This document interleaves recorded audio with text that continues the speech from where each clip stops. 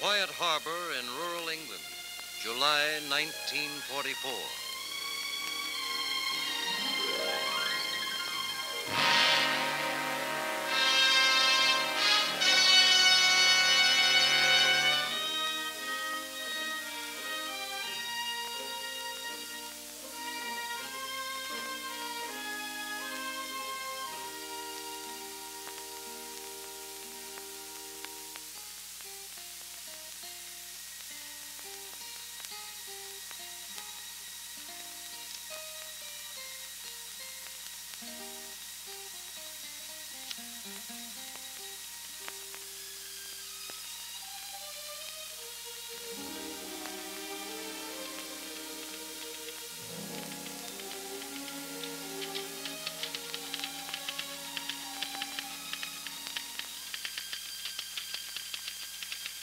Dear Howard, we're back in Homeport now for our first real rest since D-Day, the day that saw the beginning of the greatest crusade in history, the freeing of an enslaved Europe. And thousands of young Americans helped open that road to liberation. Every hour more are returning from the Normandy beachhead.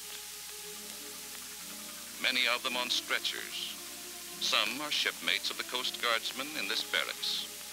It's hard to forget that.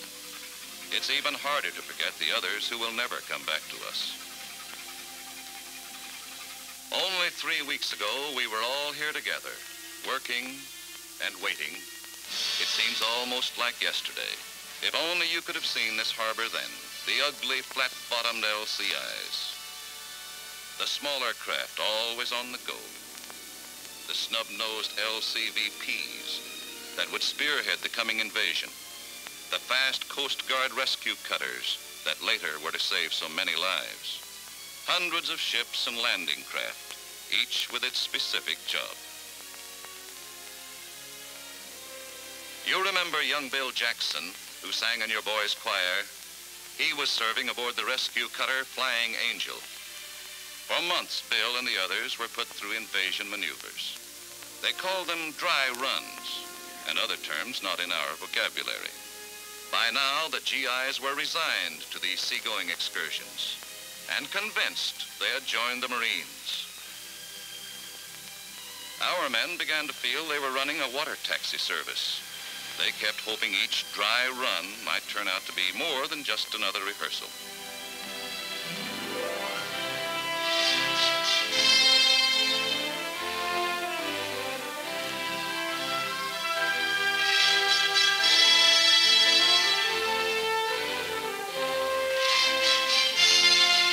Whenever the flotilla lost sight of land, you could feel the growing tension aboard ship.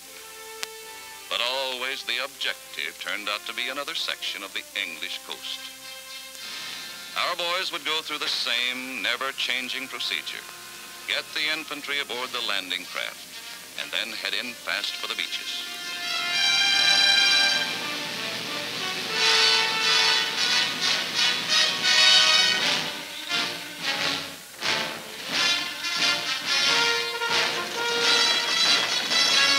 Soldiers and sailors all thought they were pretty good by now.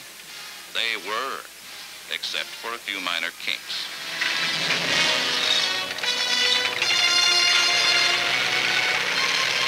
And so it went, until they had established another beachhead in England.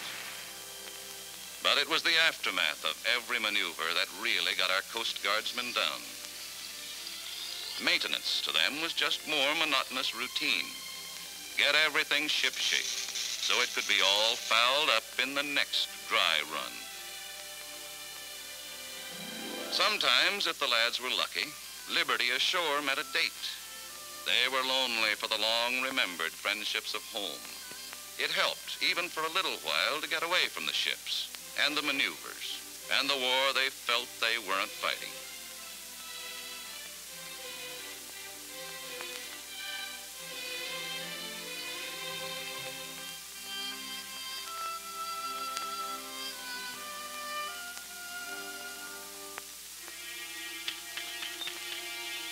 But their hours ashore ended all too quickly.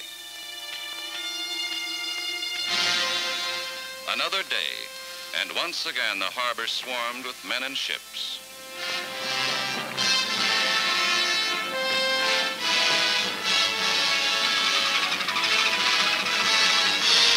Once again, everything was being made ready for the order to up anchor.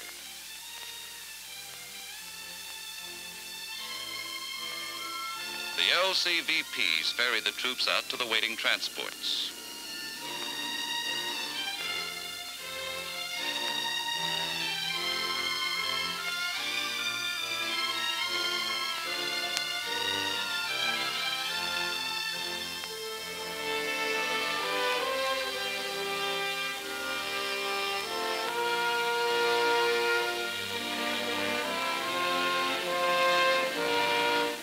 LCIs took on more infantry, engineers, and medical corpsmen.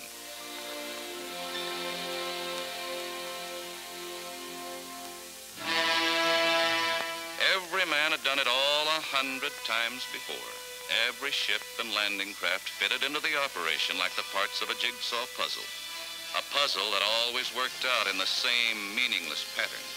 And then it happened. Attention, men, attention! From General Eisenhower to all soldiers, sailors, and airmen of the Allied Expeditionary Force, you are about to embark upon the great crusade toward which we have striven these many months. The eyes of the world are upon you. The hopes and prayers of liberty-loving people everywhere march with you. Good luck. That changed everything. Now the boys knew this wasn't just another war game. This time they would be playing for keeps.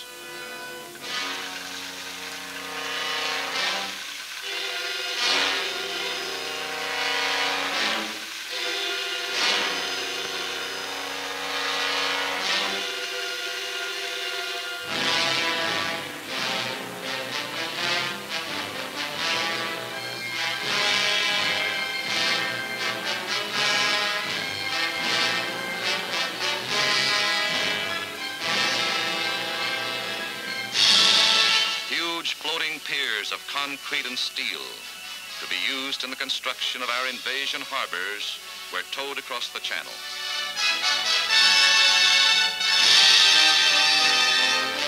When we headed out this time, many of us wondered when we'd see the cliffs of England again.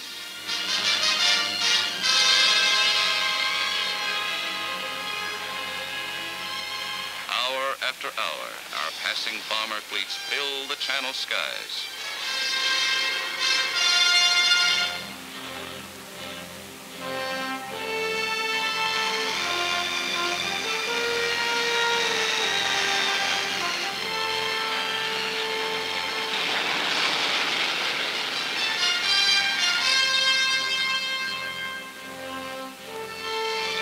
The men were quiet now, each alone with his thoughts and fears.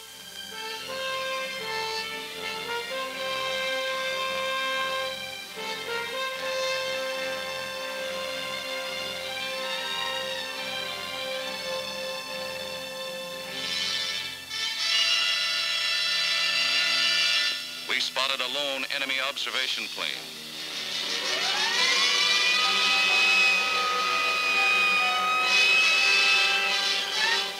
Anti-aircraft guns went into action.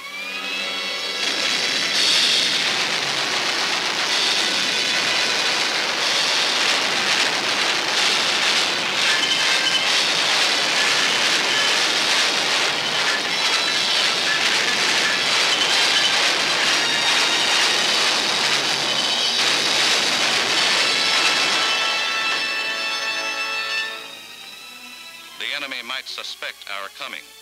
But when we would strike and where was a secret we meant to keep. All that day, following a zigzag course, we moved steadily and stealthily toward our appointed rendezvous off the coast of France.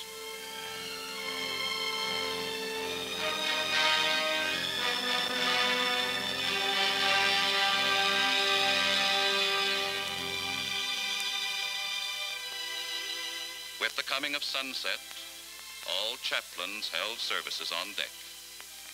We were in God's hands now, and every man, no matter what his faith, sought strength and solace in prayer.